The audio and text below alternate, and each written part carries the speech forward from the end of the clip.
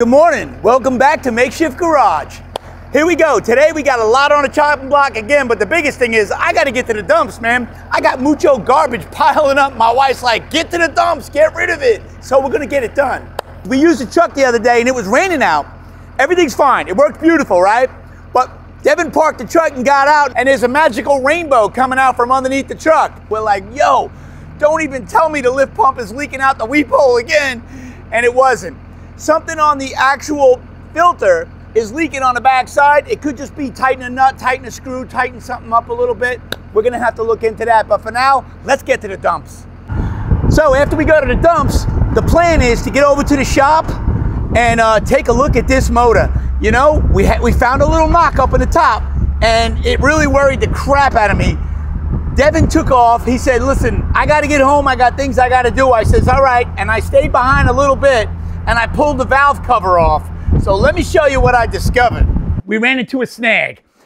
We got it fired up yesterday. Everything was cool. And then I heard a little noise, come and go, come and go, come and go. And it kind of got loud and it kind of stayed for a while. That made me nervous. People were saying that's how it sounded when I wiped my cam, a lobe on the cam. I'm like, no, please don't tell me that. I'm gonna bet dirt got in the lifter and it just doesn't fill up right. Oil is coming out of the push rod though, so it kind of makes me nervous. Took the freaking valve cover off. I stuck a little cardboard in there. I fired it up. I moved it around. I blew air in there. I did this and that and the other thing and it didn't do it. Then I read some other guy's comment and he said he put 1540 in it and he ran that bitch and it just was part of the break-in and all that noise went away. So we're gonna start it one more time today. Let it get up to operating temperature. We're gonna check it out. We're gonna show you guys the noise. I'll blow some air in there again today, try to blow stuff around.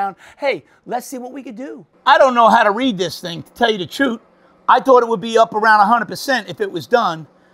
She's down into the tens or almost in zero. So maybe it goes the other way. I don't know. I know it's working because it sparks when you pull it on and off. She sat so long it just got dead. I don't even think it's a new battery. I think it's kind of old. We'll probably get another one, but for now, she'll work to start it.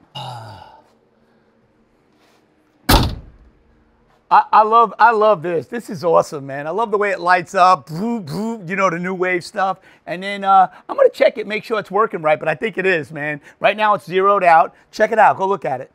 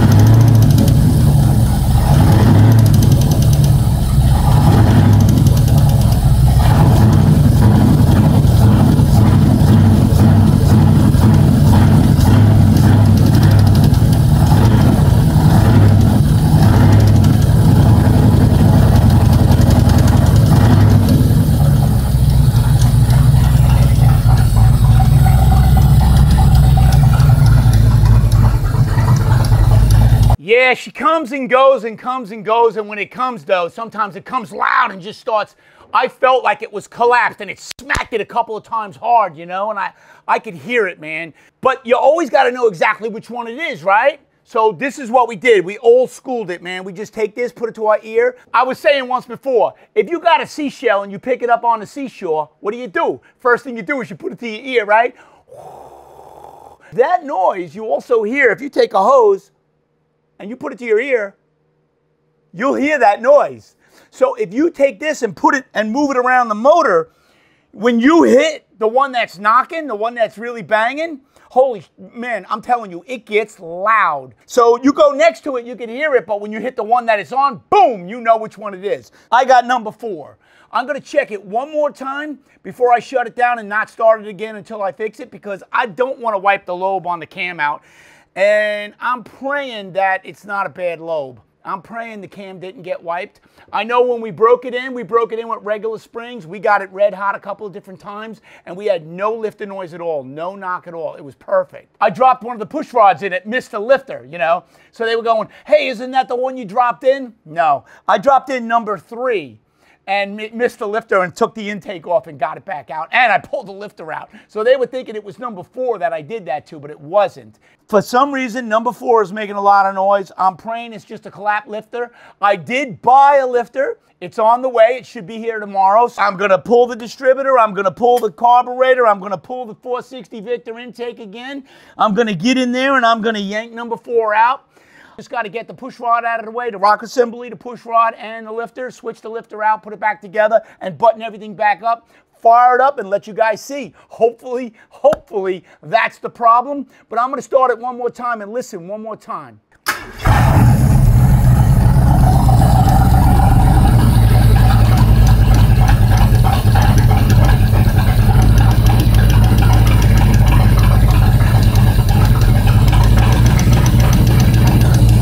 Number 4.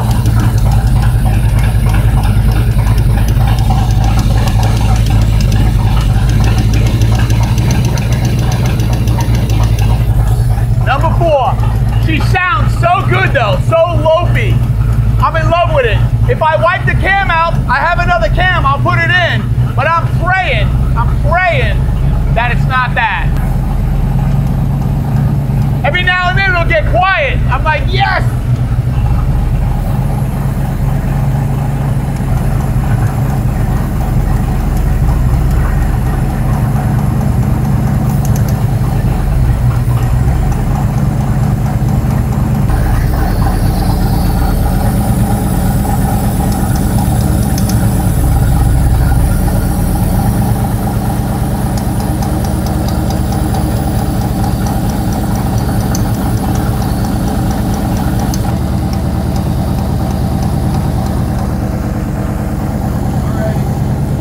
What a shame. Listen to how smooth that is. And when you lower the idle, it gets really nice and lopey.